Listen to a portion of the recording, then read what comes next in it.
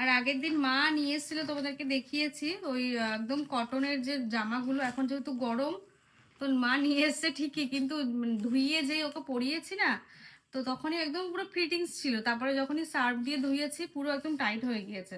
তো ওই জন্য এই এক সাইজ আর একটু বড় আমি নিয়ে এসেছি আজকে। এই যে এগুলো সুতোর কাজ করা, দেখো ভালো লাগছে জামাগুলোর কাছ থেকে দেখো এইটা।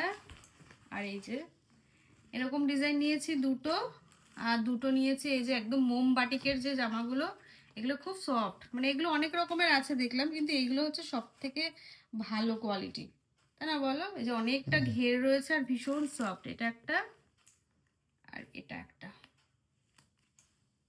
এই যে ও আরেকটা জিনিস নিয়েছি, আরেকটা জিনিস নিয়েছি বাবা অনেকদিন পরে নিজের জন্য কিছু কিনলাম। এই যে আমি একটা প্লাজো নিয়েছি, স্কার্ট প্লাজো গুলো, এই যে